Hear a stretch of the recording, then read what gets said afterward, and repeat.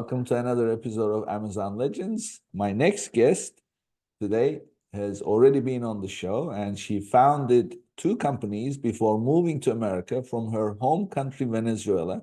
And one day she came to Miami for a 2-week vacation, and that was, well, my notes tell me that was 6 years ago, but we recorded about a year ago almost. Now it's 7 years ago.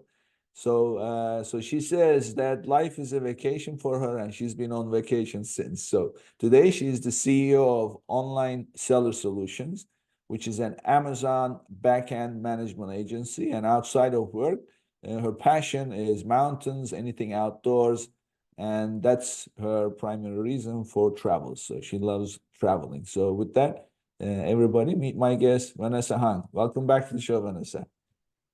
Thank you for the invite, Nick. I appreciate it. It's been fun. Oh, you always come up with real interesting stuff.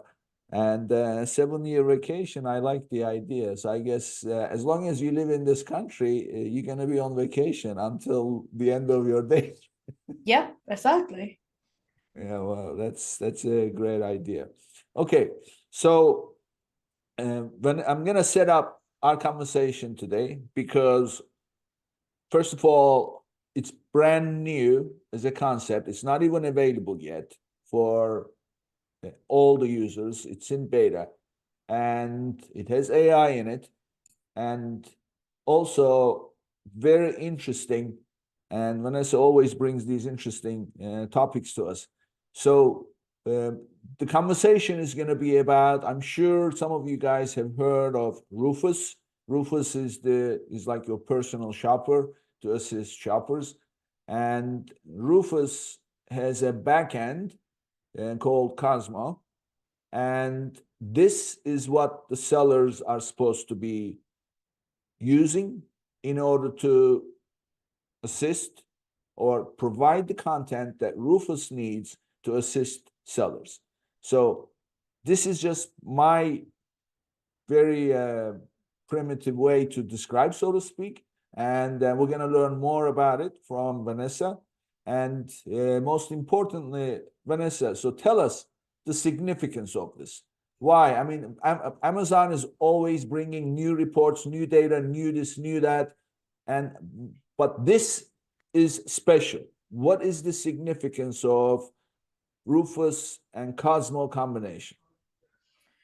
Well, it basically is the pivotal moment for e-commerce and the integration of AI. This is what it is about.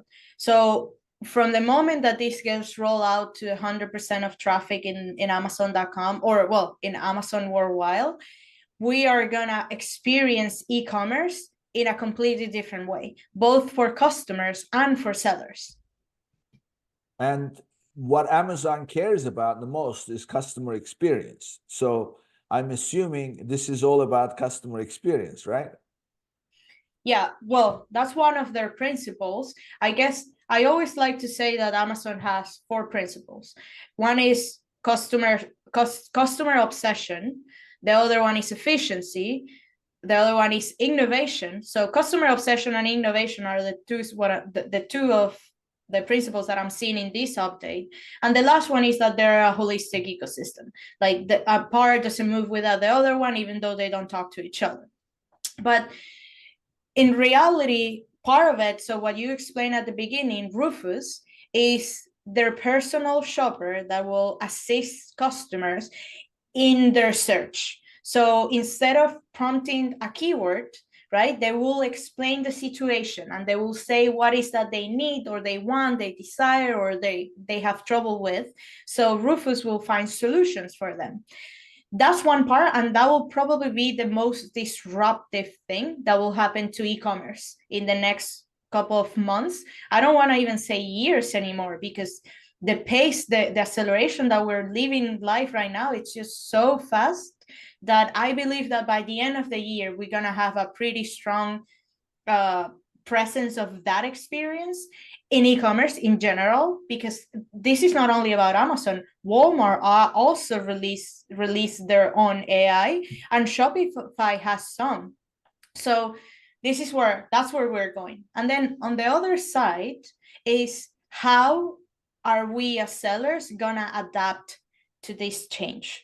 Because since we're not selling keywords anymore, as we were used to do, right? Like we're not only gonna rank and index and be shown to customers by a keyword, now we need to adapt. And for that, Amazon have given us some clues, and I don't think they have given the whole blueprint of everything that you need to do. And a lot of that will be part of the innovators, people that listen to this podcast, or people that are out there like in the trenches, building listings, launching products.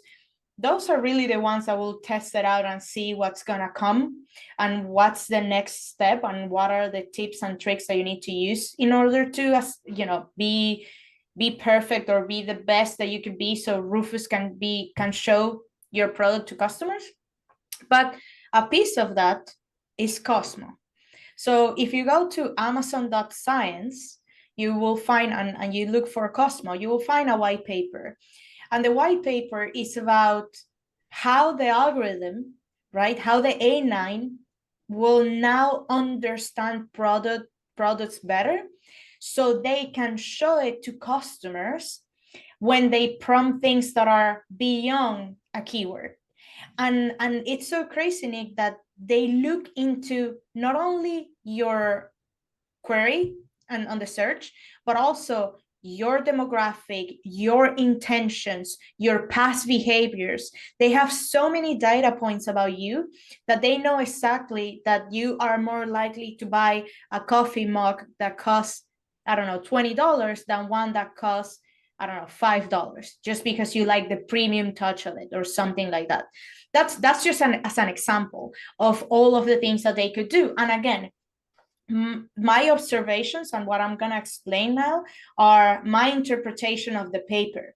In reality, we still don't 100% know how that will play out for sellers or even for customers in the reality, in the experience of Amazon.com, to see, what's coming. But nonetheless, I think we should be prepared, and we should at least be aware that this is happening, because a lot of the reasons why we obsess with ranking and being at the top of search and stuff like that will change. So that game will change. So in the next, let's say, couple of months, your focus should be how can you address that change, and how are you gonna pivot or change your content so you can be more efficient with this new update.